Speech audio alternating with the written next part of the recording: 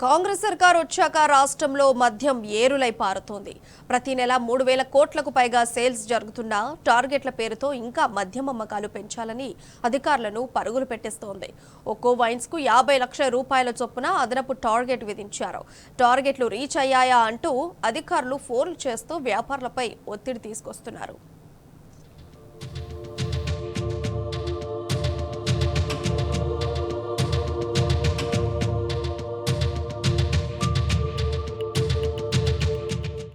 గతంలో ఎన్నడూ లేని విధంగా రాష్ట్రంలో మద్యం దుకాణదారులు కొత్త ఇబ్బందులు ఎదుర్కొంటున్నారు.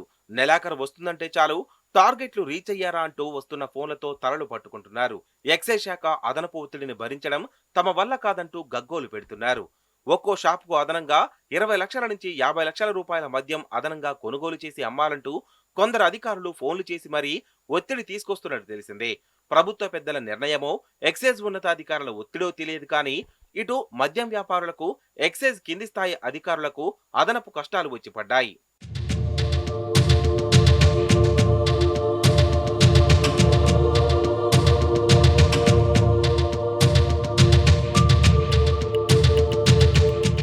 రాష్ట్ర వ్యాప్తంగా ప్రతి నెల ఒక్కో లక్ష్యాన్ని చేరుకోవడానికి ఎన్నో ఇబ్బందులు పడుతున్నారు.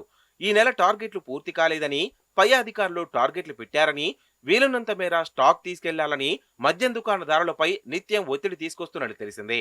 3 నెలలుగా రాష్ట్రంలో మద్యం అమ్మకాలు నెలకు 3,000 కోట్లకు మించి జరుగుతున్నాయి. జూన్లో 3,175 కోట్లు దాటింది. అయితే జూలై నెలలో 3,000 కోట్ల లోపే ఉండడంతో ఎట్టి పరిస్థితుల్లో లక్ష్యం చేరాల్సిందేనని రిటైలర్లపై ఒత్తిడి పెంచినట్లు సమాచారం. గోదాముల్లో సరుకు రెడీగా ఉంది. ఈ నెలలో అమ్మకాల లక్ష్యం పూర్తి చేయాలి. ఉన్నతాధికారులు ఒత్తిడి తెస్తున్నారు.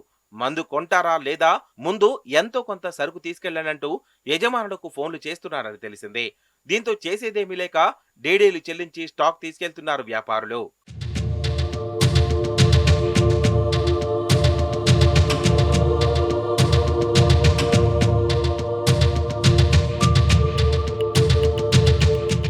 బెల్ట్ షాపుల్లో మద్యం ఏరులై పారుతోంది.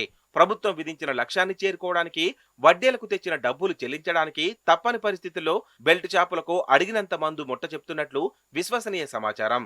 దీంతో ఏ గ్రామంలో చూసినా మద్యం ఏరులై పారుతోంది. ఆఖరికి గ్రామాల్లోని కిరాణా షాపుల్లో సైతం మద్యం దొరుకుతుందంటే పరిస్థితి ఎలా ఉందో అర్థం చేసుకోవచ్చు. ఒకరిని చూసి మరొకరు కొత్త బెల్ట్ షాపులకు తెర తీస్తున్నారు.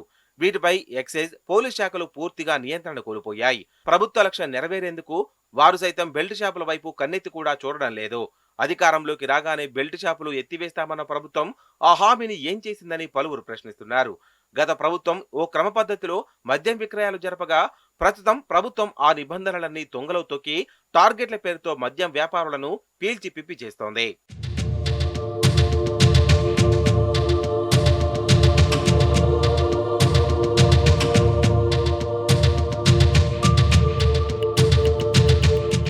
జనాభా ప్రాతిపదికన స్లాబ్ ప్రకారం టెండర్ దక్కించుకున్న నిర్ణీత కోటా అయిపోయిన తర్వాత తాము చెల్లించే మొత్తంలో సుమారు 15% నష్టపోవాల్సి వస్తోందని వైన్ షాప్ యజమానులు ఆవేదన వ్యక్తం చేస్తున్నారు.